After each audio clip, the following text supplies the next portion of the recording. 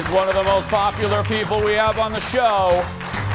Well, we call our next guest the Tom Brady of stain removal. He's out to make the world a cleaner place. Welcome back to the show, the laundry guy, Patric Richardson, everybody. Hi, buddy. Hey. How you doing? Good. How are you? Let me ask you a general question. You know how when doctors, they go out socially and everyone goes up to a doctor at a party and they go, "Oh, I got this cramp."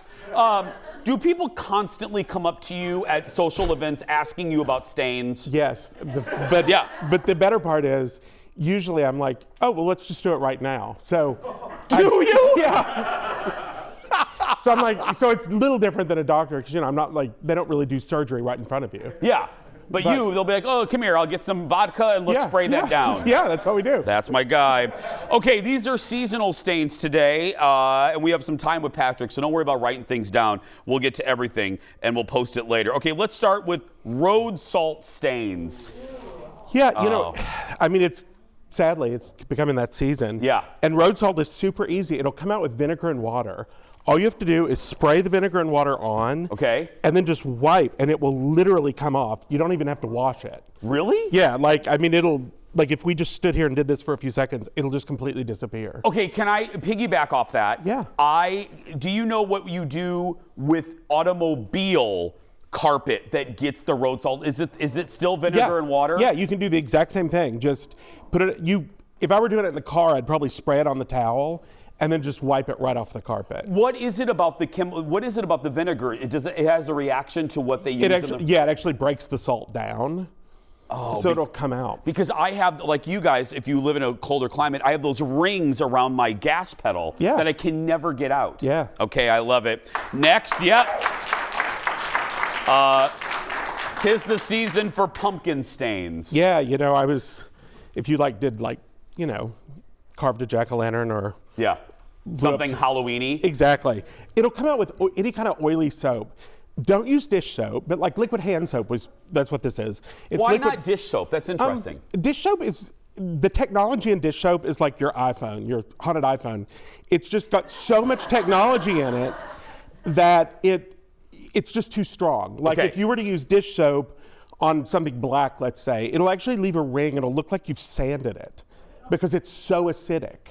Oh. Yeah. Because dish soap for a lot of folks, it seems to be like a catch-all. Oh, right? Just put some dish soap on it. No, it's the technology. It's just gotten so effective. Now it just works so well. It's just too strong. So hand soap. Liquid hand soap. And you just put a little drop on and then just scrub it, and it'll come right out. There's that brush. Get that brush, everybody. My mom, who's listens to every syllable that Patric says, has 8 of those brushes in her house. She should have more. I mean, there's just great. But yeah, so you just rub it in, and it'll just dissolve, and then just toss it in the washer. And then that's it. Yeah, that's it. It's just the oil in the soap. It's really not even the soap.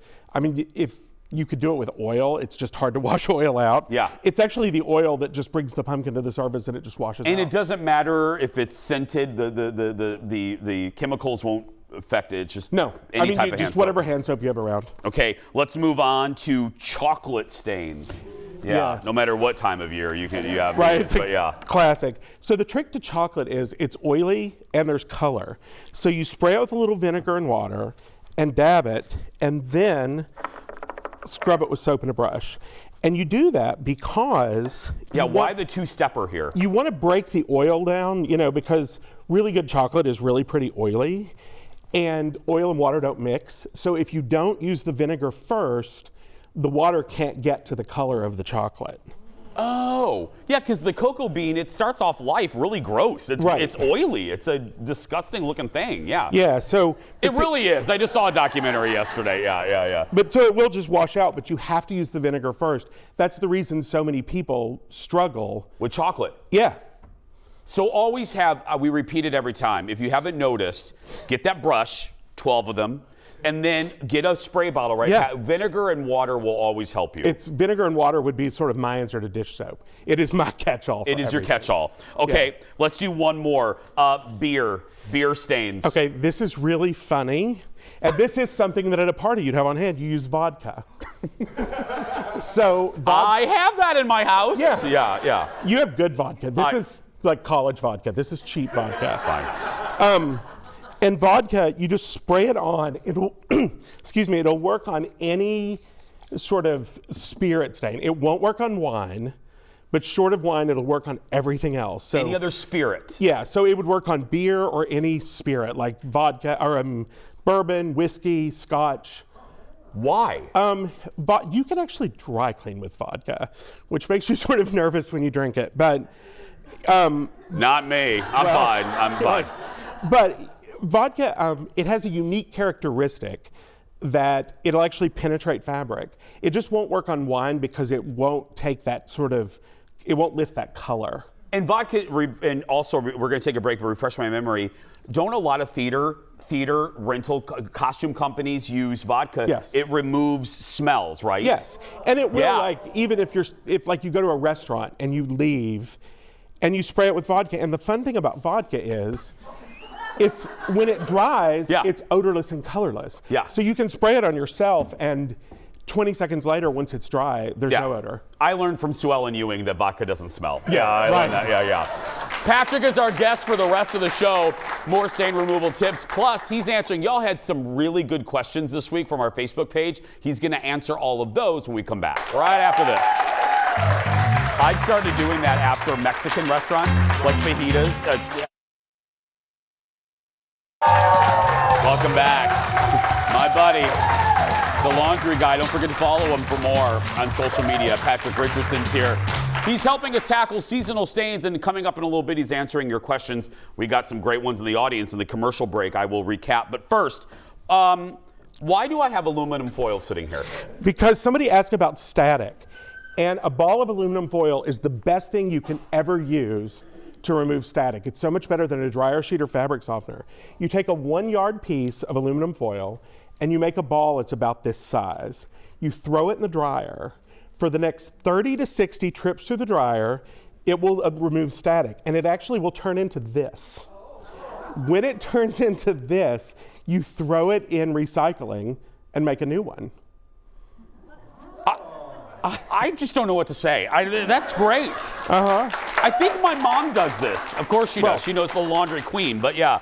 So when it looks like this, get a new one. Yeah, make a new one. Okay, that is great. Okay, now Patric has a new book. Tell everybody about your book. So I have a second book. It comes out the day after Christmas. It's House Love. So basically the thought was, we've asked you to build this kit to do your laundry. So now you can take this kit and clean your whole house.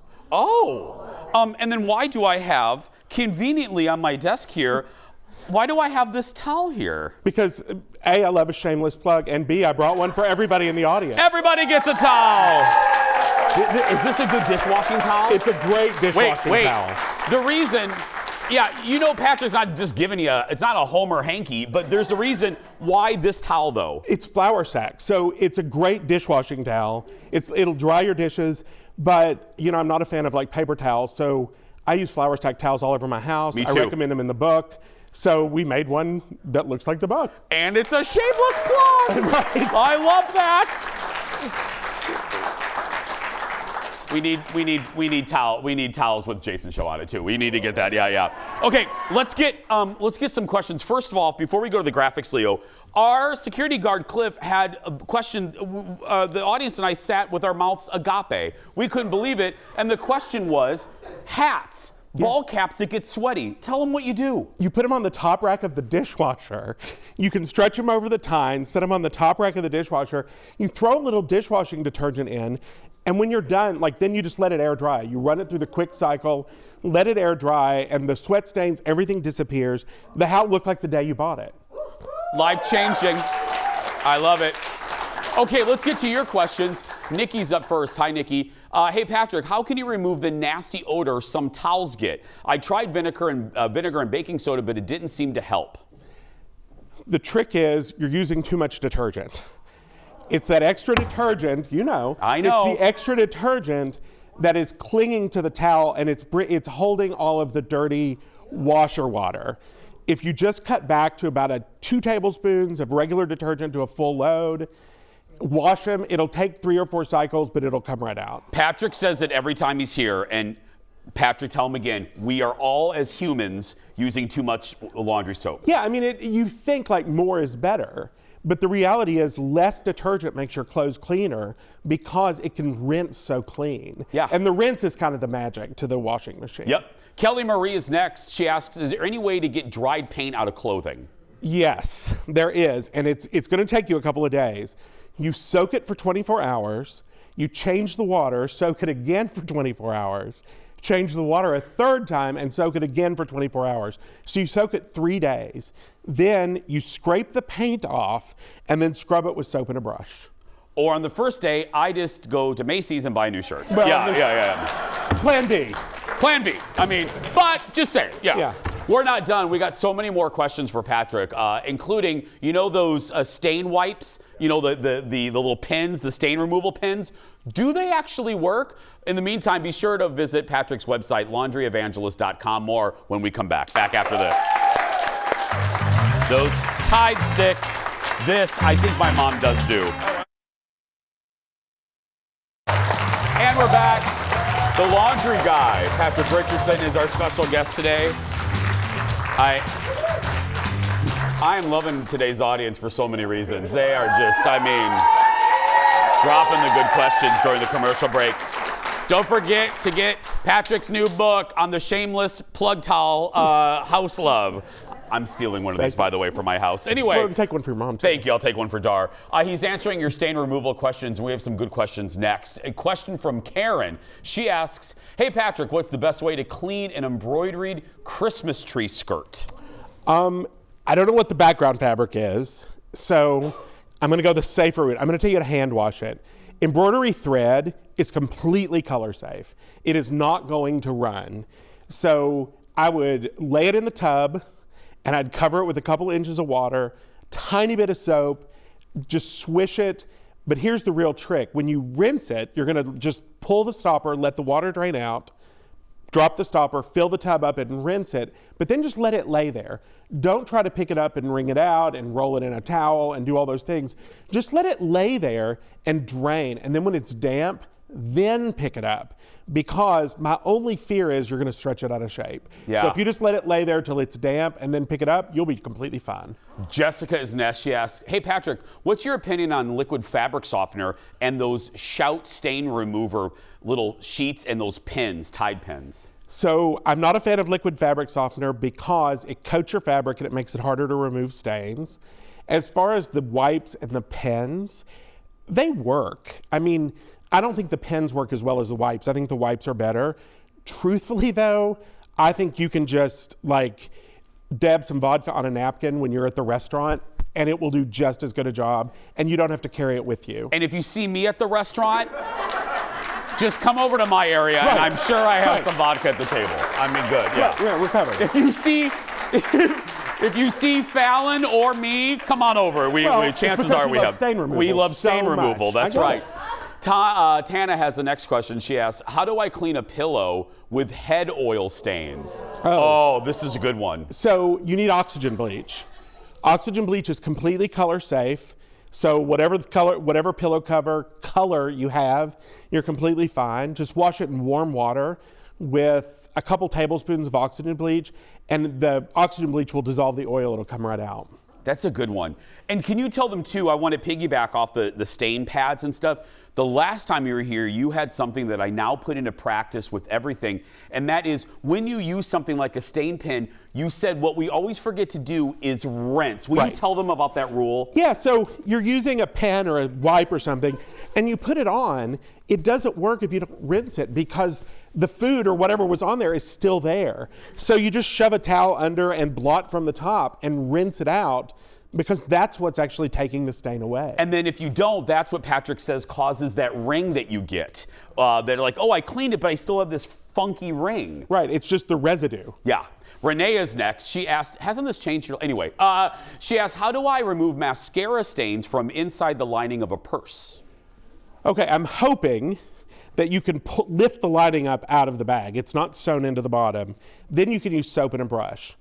If you can't lift the lining out, which sometimes you can, sometimes you can't.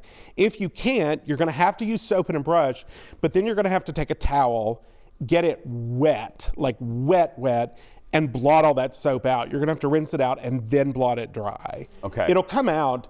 It's just, there again, you have to rinse. You have to rinse. Next is Nancy. She says, hey, Patrick, how do you get the sticker gunk off pants from the sticker stores put on with the size info? Okay, so this is where you go back to the liquid hand soap or something like that. Put it on kind of heavy. You want to put it on sort of thick. Let it sit there about 20 minutes, and then take your useless SkyMiles credit card. And going back to that, you take something.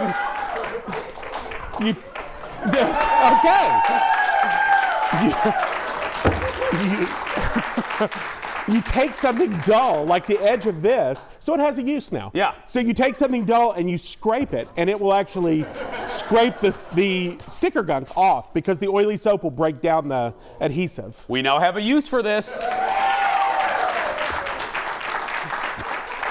Again, never, ever getting advanced on Delta again. Yeah. Finally, Molly, she says, hey, Patrick, I accidentally put a tube of chapstick through the washer and dryer. Now, some of my clothes have spots on them. What can I do? This is actually pretty simple. Put them back in the washer and add about a half a cup of ammonia. Ammonia is not the greenest option, but it's greener than throwing away an entire load of clothes. Oh. You add about a half a cup of ammonia and it will break down all of that chapstick and it'll just wash right out. And ammonia is totally color safe. So you don't have to worry about... No, you'll be fine. I used to, before I had soap flakes and those sorts of things, I used to wash my cashmere sweaters in sudsy ammonia. Can you... Oh, I have one more. Can I do one, Jeff? Yeah. I mean, it is my show. But anyway, yeah. Cashmere. Can you wash your own cashmere sweaters? Absolutely. Cashmere is really easy to wash. How do you do it? You can do it one of two ways. You can either put it in a mesh bag and push it in really tight like a sausage and toss it in the washer, or you can put it in the sink, cover it with water and just the tiniest bit of soap, and then the trick is to just rinse it really thoroughly. But cashmere is really durable. Okay. It is easy to wash. There we go. The laundry guy, Patric Richardson, changing lives. Look for his new book, House Love, coming out at the end of December. Again, it's not out yet, everyone. The end of December. I know we're going to get those emails. I can't find it. Visit his website, laundryevangelist.com. And don't worry, we'll post this whole thing on social media. We'll be right back. Back in a moment. Thank you. That was so good. Thank you. Oh, my